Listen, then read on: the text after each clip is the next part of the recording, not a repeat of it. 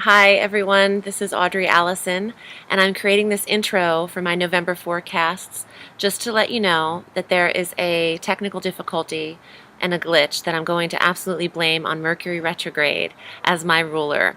Mercury rules me, and you'll see that there's a disconnect between the audio and the video on 9 out of 12 of the forecasts, and I'm not sure why because I've recorded them the same way. So I do apologize. If it's hard to watch, I suggest you do it blindfolded. Could be kind of fun. No, you didn't take a handful of peyote and watch them. They're going to be a little out of sync. So I do apologize, but hopefully the problem will be corrected for next forecast in December. And I won't dare bring the computer in to have it fixed until after Mercury goes direct on November 11th. Take care of yourself. Enjoy the forecast as much as you can, and I'll speak with you next month. Bye.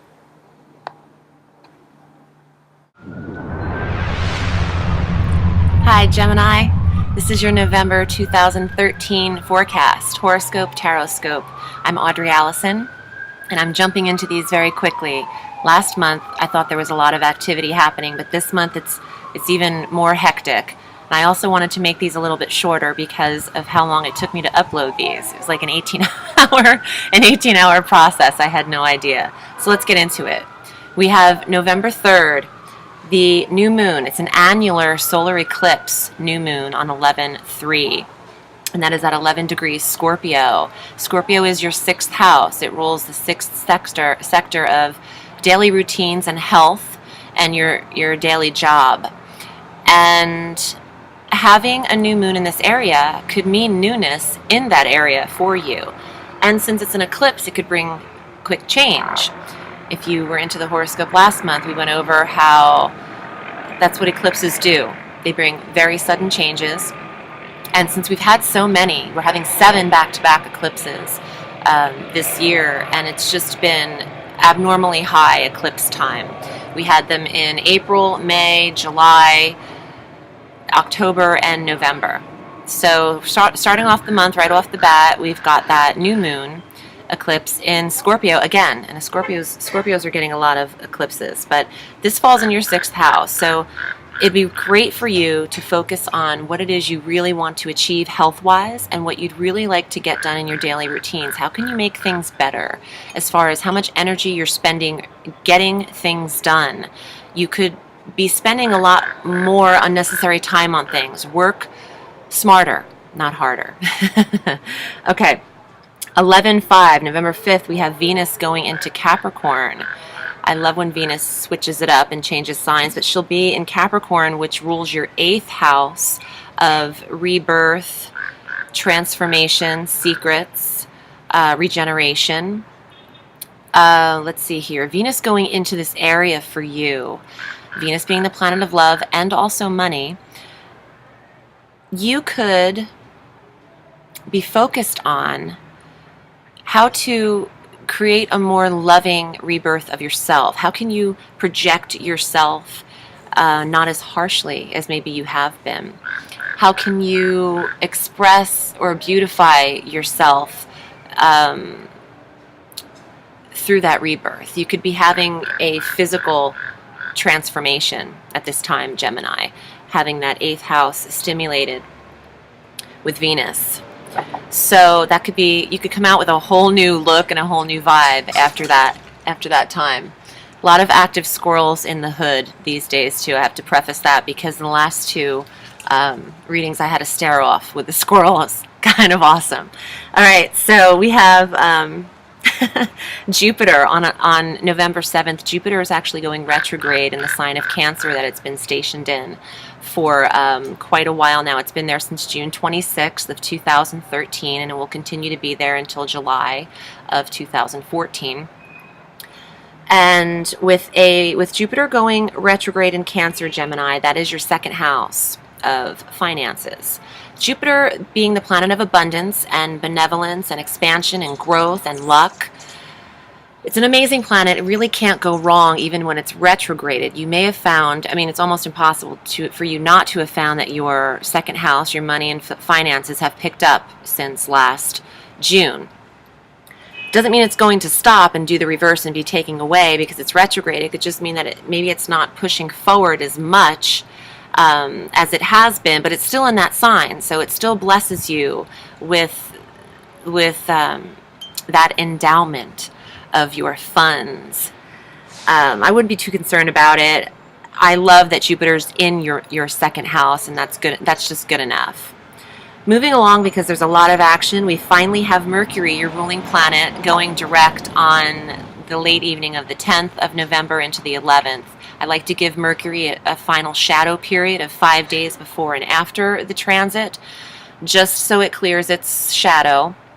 And that would be around the 16th, but it does technically go direct on the 11th, and that is in 2 degrees Scorpio. Scorpio also being that 6th house for you of health and daily routines. You should be feeling better if you're recovering from something at that time, and also could be finding that your job, your 9 to 5, your routine day, the going to the gym, the way you grind, will be a lot easier with Mercury direct. When we started, I'm actually doing these videos October 23rd, and when Mercury had just gone retrograde 2 days ago, I already had a plumber here, a cable guy, a technician. I mean, it's been blue collar central, and thankfully, so we got it all handled. But I'm also a Gemini by the last degree, and it was technical difficulties galore. So, also the gas company, if I didn't mention that, he was also here. So, anyway, I hope it's been a little more smooth for you personally. Let's see, we have 11/13, November 13th, Neptune goes direct in Pisces. Neptune's stationed in its home sign of Pisces, 2 degrees. And that's in your 10th house of career.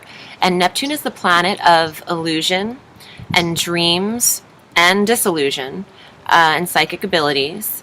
You'll find that with this planet now going direct in its stationed home sign, you will not be under any delusion about your career. You know exactly what you want to do and how to do it.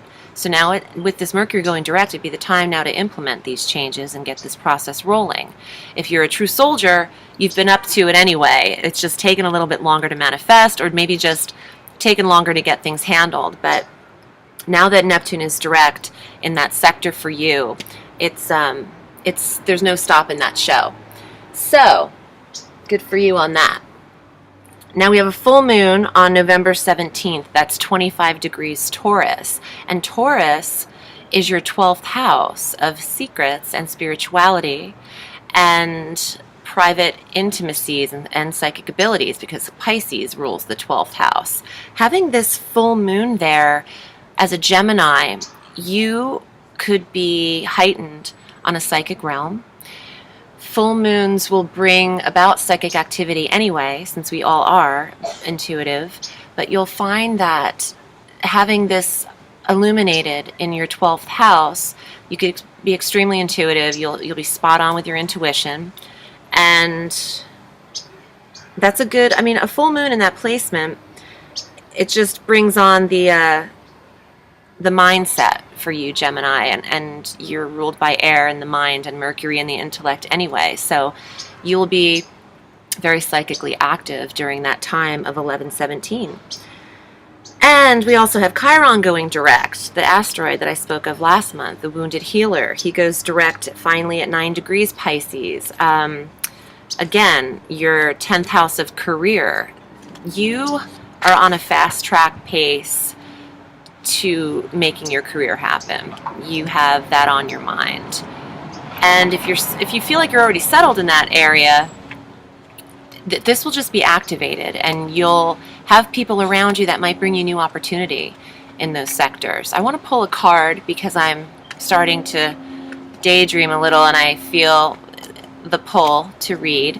So let me see what one I pull for you. Well, the Queen of Swords.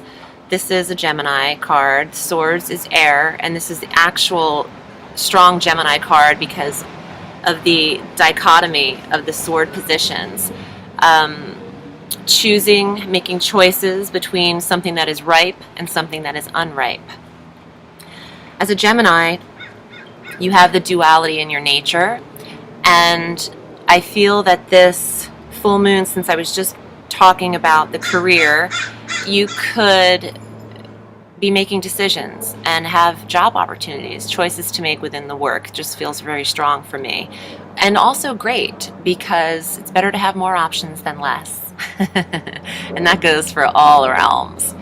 Now we have the sun entering Sagittarius on November 21st. And we love this because Sag is our opposite sign. And when the sun goes into our opposite sign on the astrological wheel, it funnels down energy into us. And we love Sagittarius. We're most compatible with them. Me personally, I love the feeling of that house because, well, Sagittarius for us is our 7th house, and that's partnerships, relationships, marriage, and soulmate type vibes, soulmate stuff. So it's a beautiful time when the sun goes into Sag, which it will be until December 21st of next month.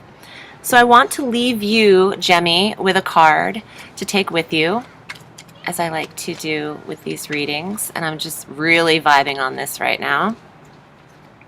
Oh, I think I just pulled this last month for us too. And there's 78 cards in this deck. This is the moon, again, for us. So I love it. Well, we have obviously the eclipse happening again, so I think this is really strongly connected to that annular solar eclipse at 11 degrees Scorpio for you, Gemini.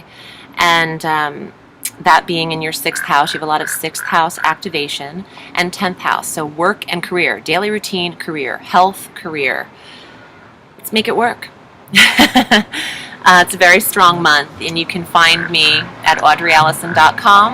I'm also on Facebook, Audrey Allison Astrology and Tarot. Thanks, Gemini. I hope you have a sweet November, and I'll talk to you later.